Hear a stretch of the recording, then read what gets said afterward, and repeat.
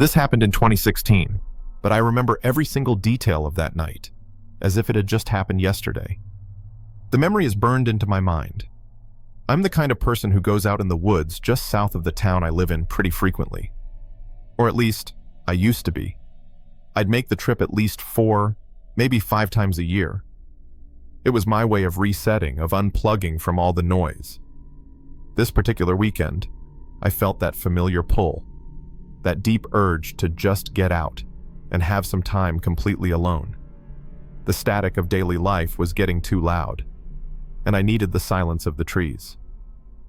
So, I quickly filled my backpack with the essentials for a couple of nights and drove down to my favorite trail. Now, I honestly don't know if this was ever an actual marked trail on any map.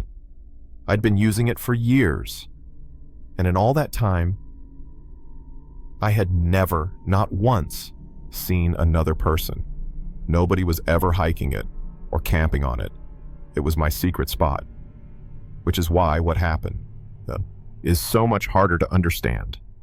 I parked my car on the side of the road, hidden by the first line of trees, got my bag out, and hiked for a solid 2 hours to the end. This part of the woods wasn't mountainous or anything dramatic. It was very flat and just densely, almost suffocatingly, covered in trees. The canopy was so thick in spots that it felt like twilight, even in the middle of the day. It was great for a chill 1 or 2 day camping trip, but definitely nothing more than that, as the monotony of the landscape can get kind of boring. The campsite itself had nothing to it, just a small, natural clearing I had found years ago, barely big enough for my one-man tent and a fire pit. There were still a few hours until sunset, so I took my time. I methodically set up my tent, unrolled my sleeping bag, and got everything perfect. I gathered wood and started the campfire. I relaxed in my chair and ate some trail mix, just enjoying the warmth of the fire, the smell of the pine, and the sound of birds chirping in the distance. It was perfect. When the sun got lower, casting long, distorted shadows through the trees, I tossed more sticks onto the fire, building it up for the night. I always found it interesting and a little unsettling, how quickly the forest goes from being so alive, filled with the sounds of birds and squirrels, to almost instantly getting quiet once the sun sets. It's not a gradual fade. It's like a switch is flipped. The air goes still. The chirping stops. All you're left with is the crackle of your fire and the sound of your own breathing. I sat there and just listened to that profound, heavy quietness for only about 25 minutes after dark, letting the peace of it wash over me. That's when a strange sound interrupted the silence. It was music. It was coming from the distance, pretty far away, but clear in the dead air. It sounded like some old classical song. It didn't sound digital either. It almost sounded like an old, warped record player, with that faint crackle underneath the melody. I stood up, my head tilted, and looked in the direction it was coming from. My first thought was there another campsite nearby? That seemed impossible. Maybe it was a group, just casually playing some music, albeit really, really loudly, to reach me from so far. I stayed at my campsite and just listened, trying to make sense of it. I must have sat there for 30 minutes, at least. But what was so odd, and honestly, kind of eerie, was that the song never changed.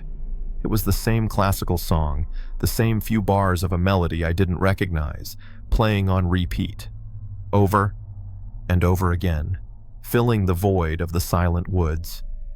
I'm not one to usually care much if other campers are nearby. If they're having a loud bonfire party or whatever they're doing, fine. The woods are for everyone. But this felt different.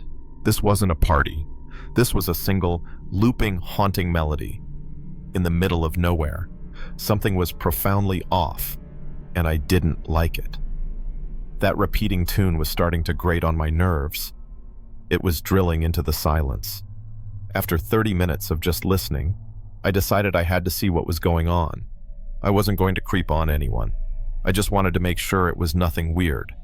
I knew I wouldn't be able to sleep, not with that sound echoing in my head all night, wondering what it was.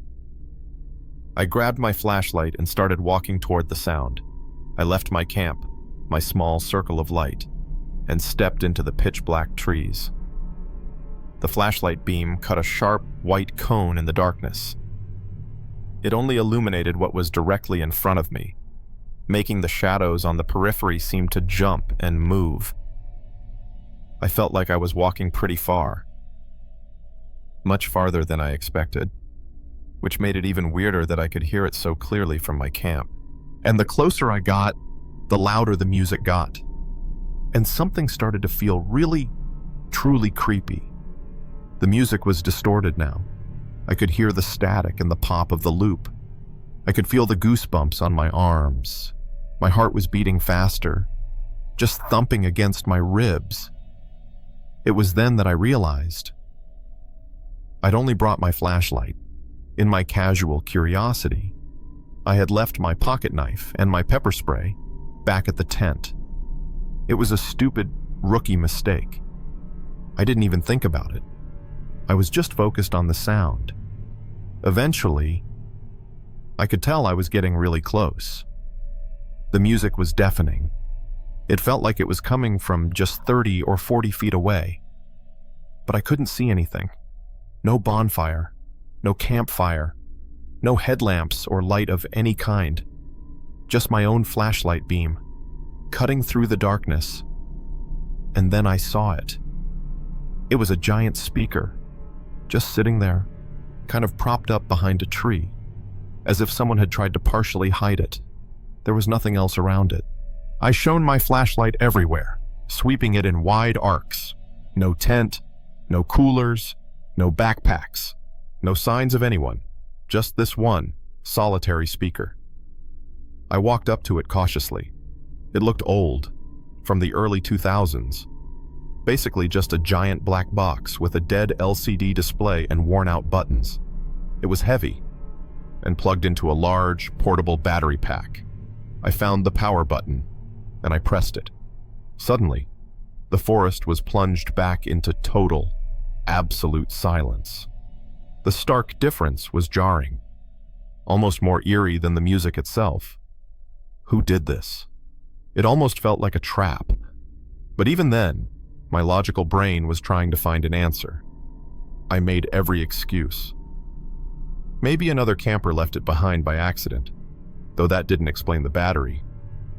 Or, I don't know. Nothing really made sense about it. But I really didn't want to think it was the worst. I didn't stay longer than I had to. I hurried back to my campsite, moving much faster now, constantly looking over my shoulder. I felt so relieved to see the orange glow of my campfire, to get back to what felt like the safety of my camp. But as the minutes passed, I couldn't shake a strange, heavy feeling. Something was still off. The camp didn't feel safe anymore. It felt exposed, but I didn't know what it was.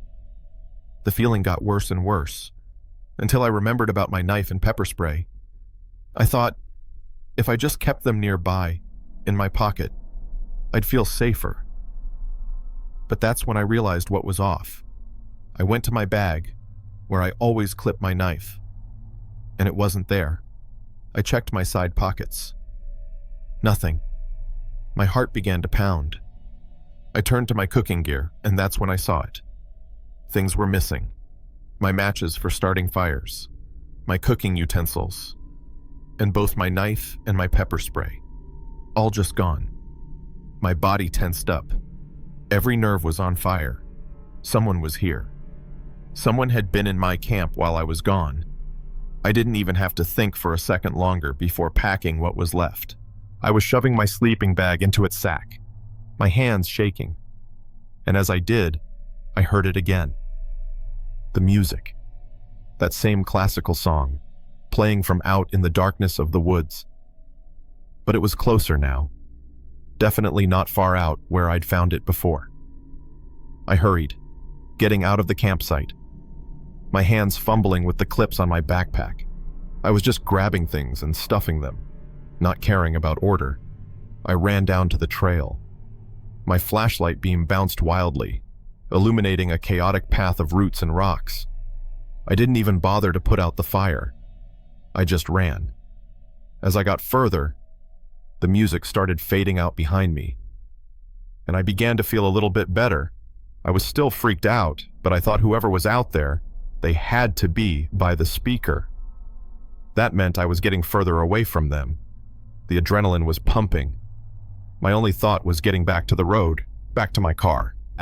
I got about 15 minutes down the path, moving at a fast, panicked walk, trying to catch my breath. I had put enough distance between us. I was now just walking through the quiet forest, far away from any of the music.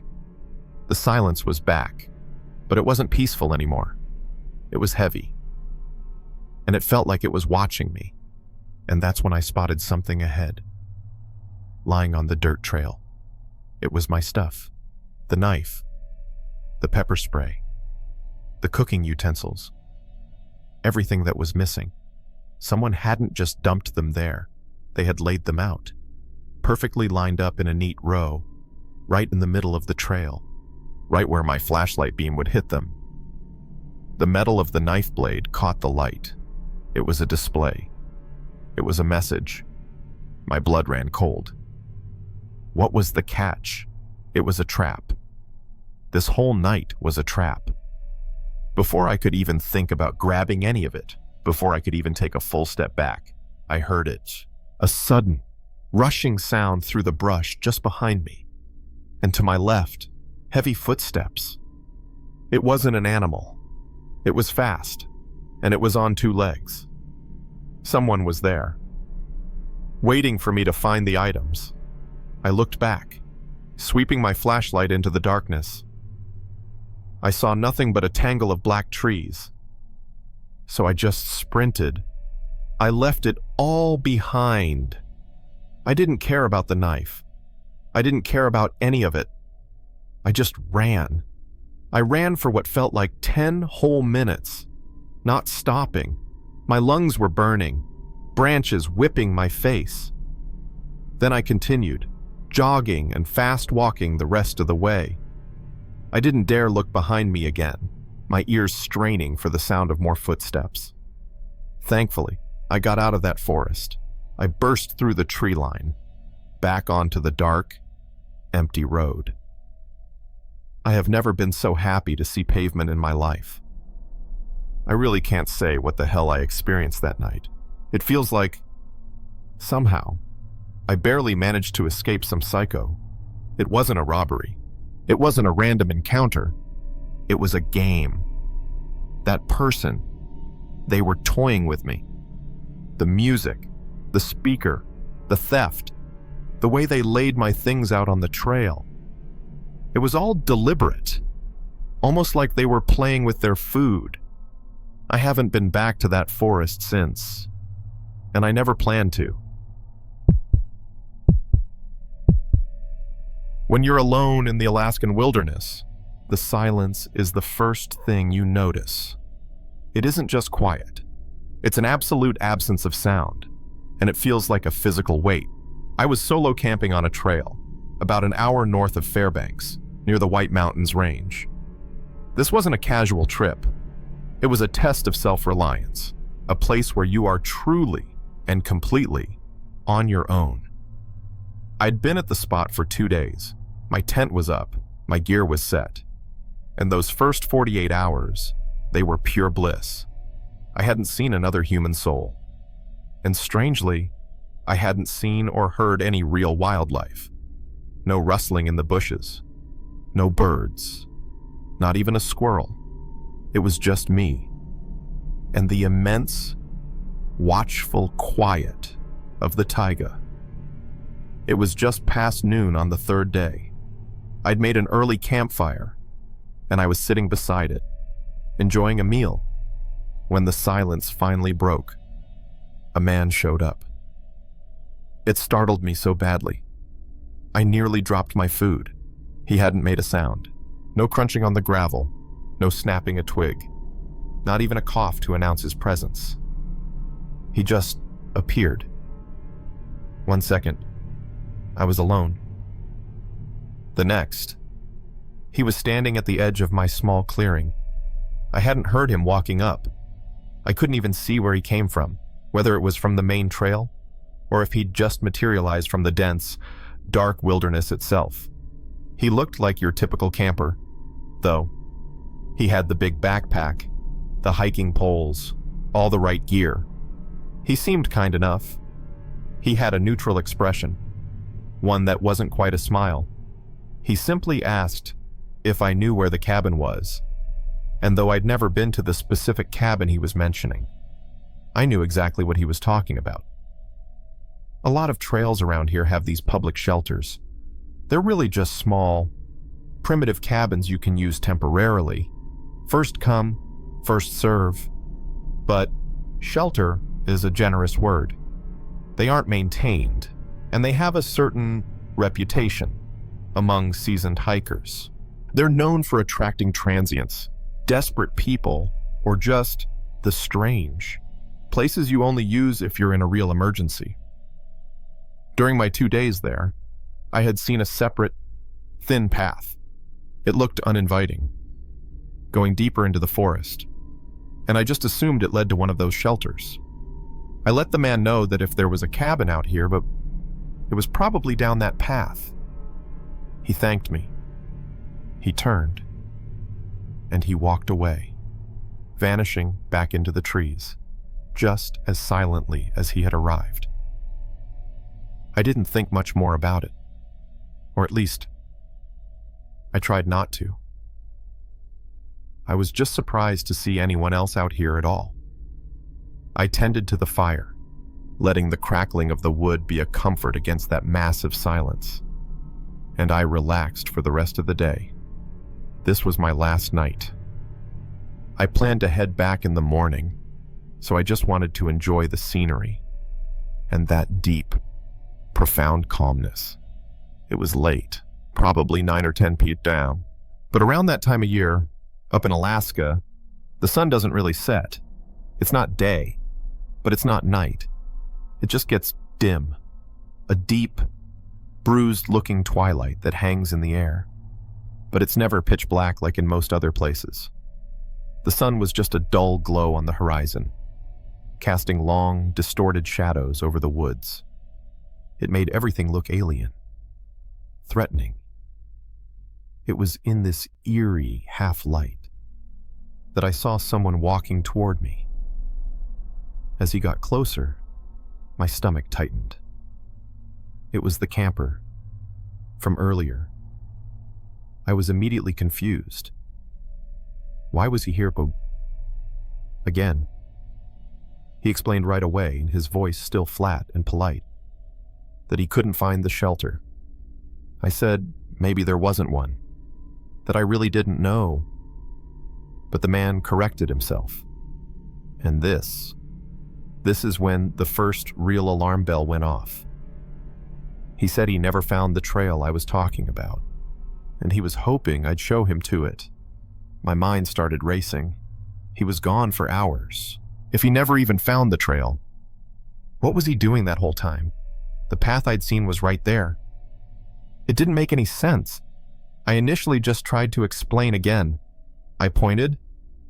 It's right over there, past those birch trees. You can't miss it. But he was set on it. He wouldn't take no for an answer. That kind demeanor started to slip, just a little. It was replaced by this subtle, weird insistence. He started to guilt-trip me, said he didn't have a tent, said he was relying on that shelter for the night.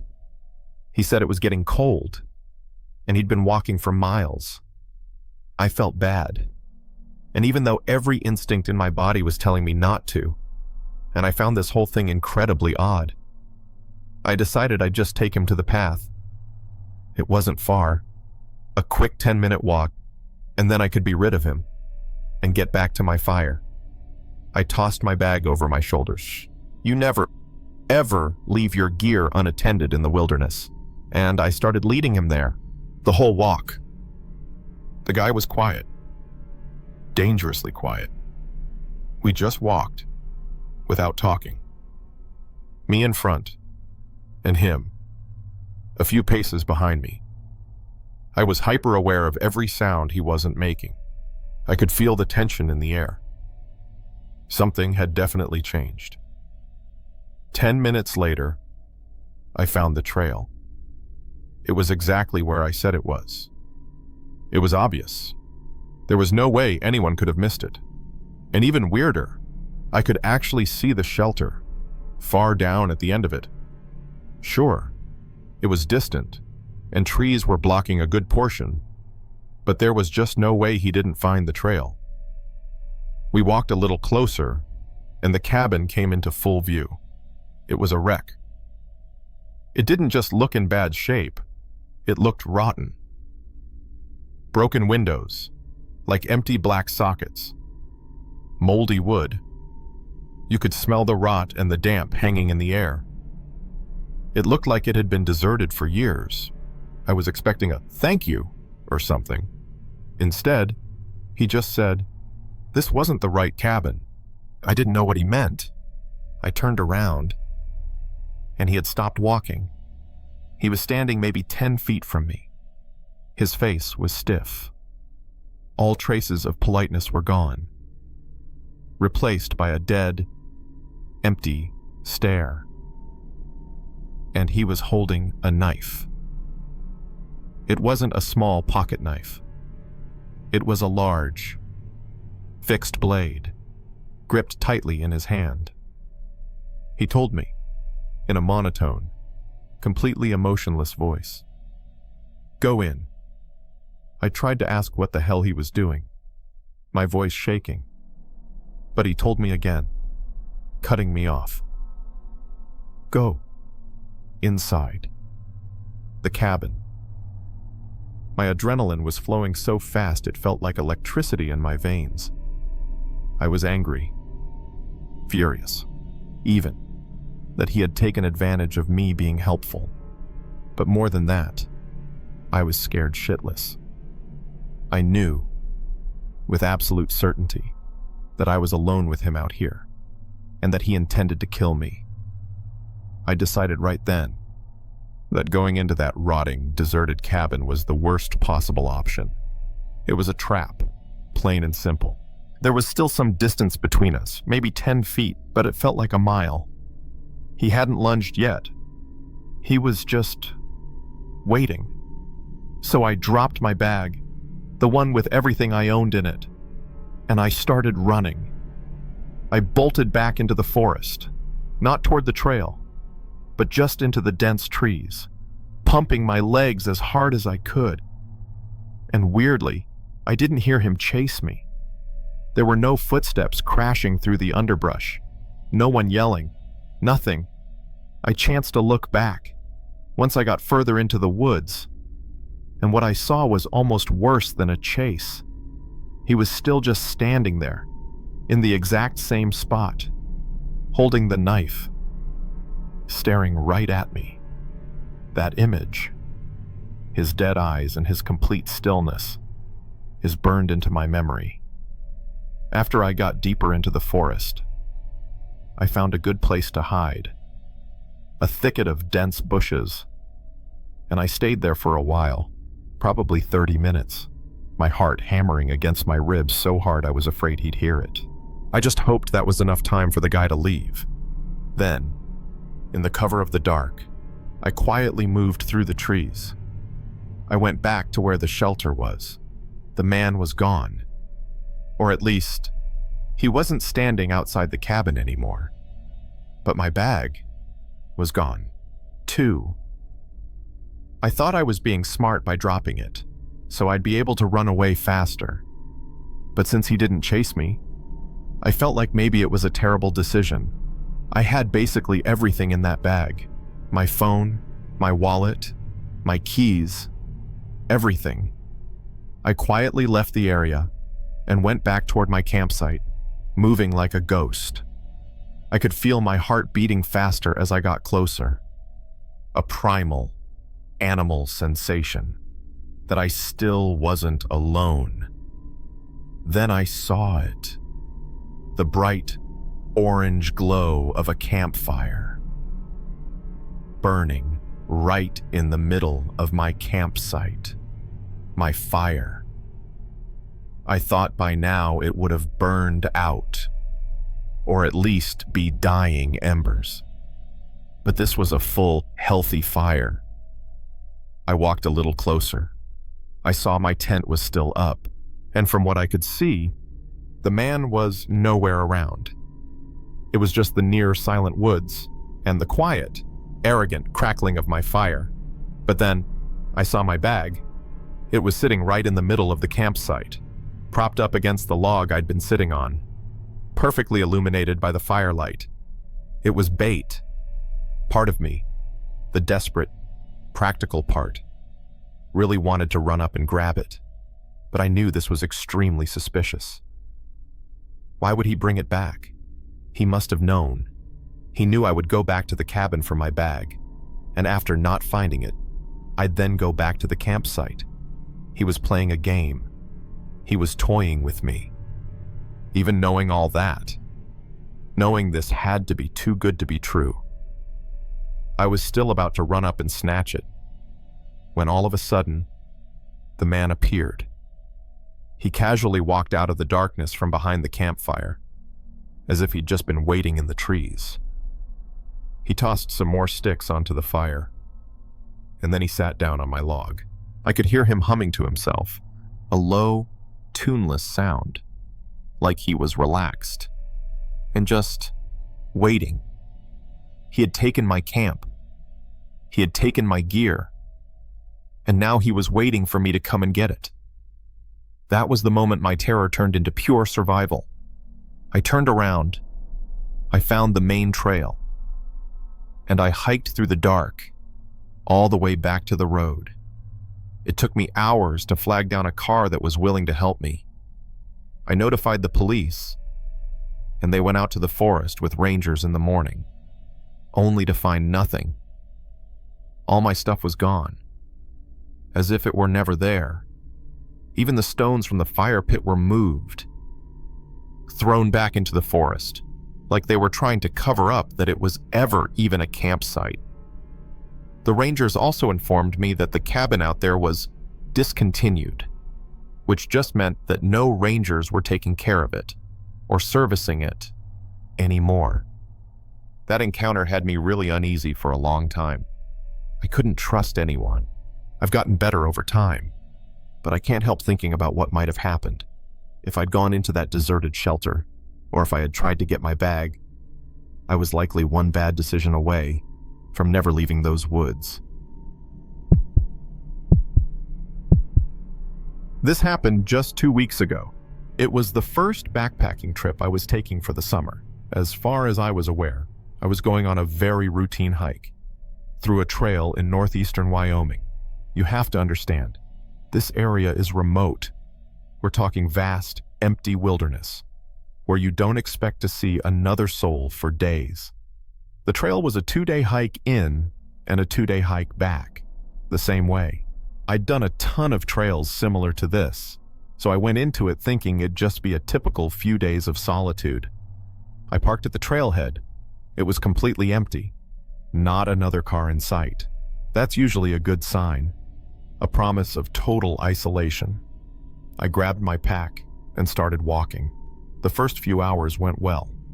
The route was quiet, almost unnervingly so. The only sounds were my own boots on the dirt and the occasional bird call. I felt like I was making good time. I only had about 3 miles left before I'd reach the first campsite. My plan was to just pass through that one and push on to the next one 2 miles further. That's where I'd camp for the night. Feeling a bit hungry, I obsessed and finding a nice, clear spot for a break. I sat down against a large pine tree on the side of the trail and pulled out a snack. I was just taking a breather, only wanting to eat real quick and then get back to walking. But as I sat there, I got that feeling. That prickly sensation that crawls up the back of your neck. The feeling of being watched. I happened to look up, scanning the trees, and my heart just stopped. There was a guy standing in the woods, maybe 50 yards off the other side of the trail, and he was staring right at me. He wasn't walking. He wasn't setting up gear. He was just standing perfectly still, partially hidden by the shade of the trees, staring. I had no idea how long he'd been there. Almost as soon as I made eye contact with him, he lifted his hand, and he did this really strange wave. It wasn't a normal hello. It was slow, almost robotic, like his elbow was the only joint that moved. It was a gesture that was meant to look friendly, but it failed completely. It was just plain creepy, especially with him standing out there, motionless, in the middle of nowhere. My mind tried to rationalize it. Maybe he was just awkward. But my gut was screaming. I decided to just stand up, pack my snack away, and continue down the trail. I tried to tell myself he was up to nothing, but I figured it was best to leave anyway. I didn't know why he was off the trail, or what he was doing, and as long as I wasn't around him, I didn't care. Those next 3 miles were difficult. More difficult than I expected. That creepy wave, that stillness. It just replayed in my head. Every shadow in the woods looked like it was watching me. The weight of my pack felt heavier. It took me almost 2 hours before I finally reached the first campsite. Like I said, this was the one I was just planning on passing through. But my break had been cut short by that creep, and the adrenaline dump left me feeling shaky and genuinely hungry. I decided to use this as a chance to make a bigger meal, to take a longer, proper break, before making the final 2-mile trek to my actual camp for the night.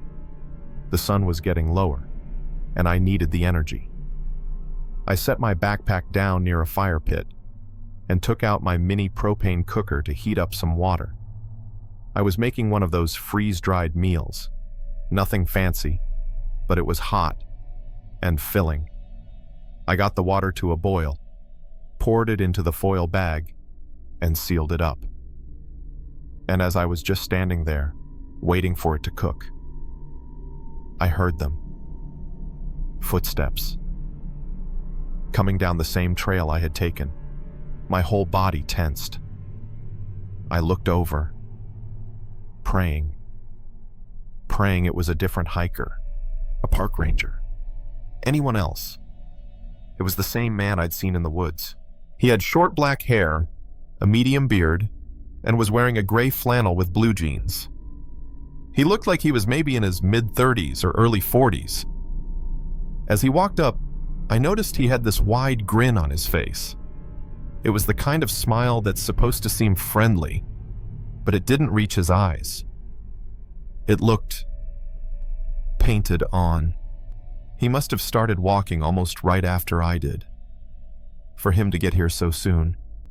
As he walked up, he said, "Hello again," and he immediately started the small talk, asking about the hike, where I was headed, if I'd seen any wildlife.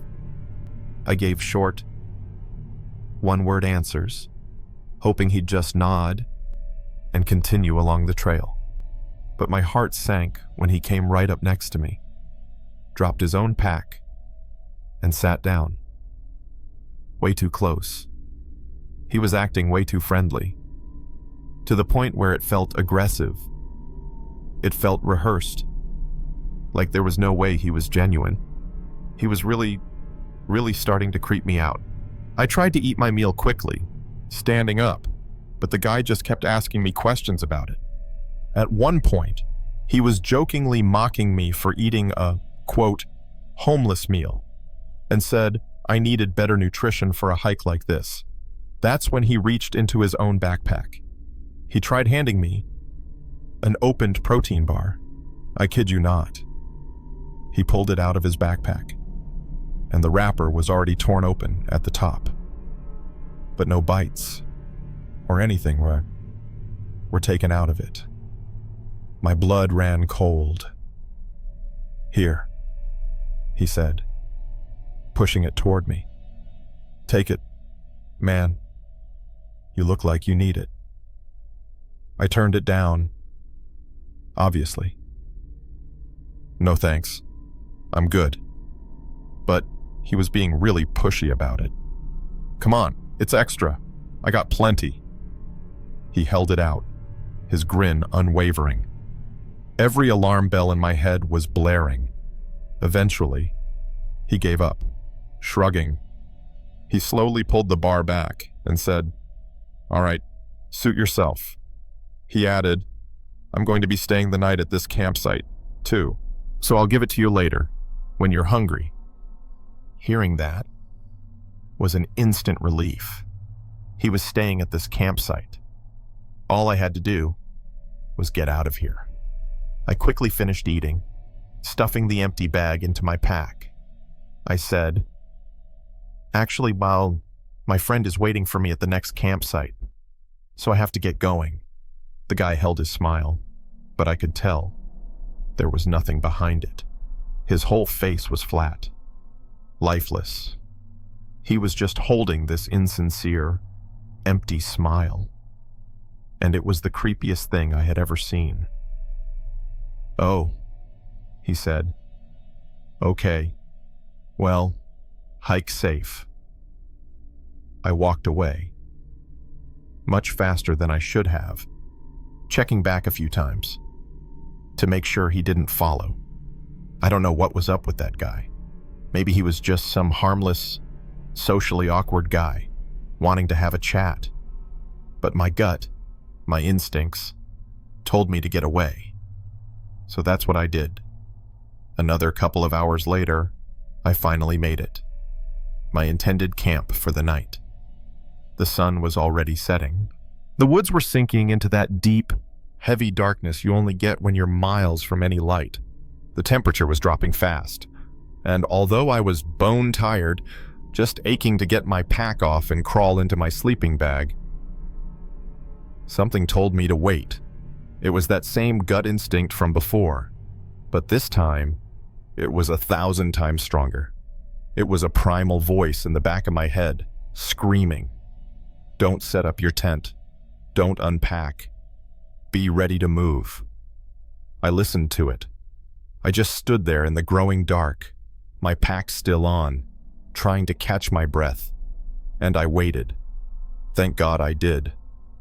Because not 10 minutes later, again, I heard them. Those same steady footsteps, crunching on the leaves, coming down the trail. A moment later, the man emerged from the twilight. He was holding that same creepy, painted-on grin he had before. It looked even more horrifying in the dusk. It definitely wasn't smart of me. But immediately when I saw him, I just got mad. All the fear and exhaustion boiled over into pure rage. I felt like I'd done everything to get away from this guy. I'd been polite. I'd lied. I'd hiked for hours to get to this spot. And now, I was pissed. He said he was staying at the other camp. So what the hell was he doing here? Stupidly, I straight up asked him, "Are you following me?" I made it clear by the tone of my voice that I was serious, that I wasn't at playing his game. The guy just let out this short, barking laugh. He said, "Yeah, I'm following you." Like he was being sarcastic, like I was the crazy one for asking. But his eyes were flat and cold. He still had that stupid, creepy smile plastered across his face. He took a step closer and started to ask if I was hungry now. After all that walking, I didn't let him finish. I grabbed my bag, tightened the straps, and just ignored him. I turned around. and started walking back the way I came, back into the dark. I didn't run. Not yet. But I walked fast.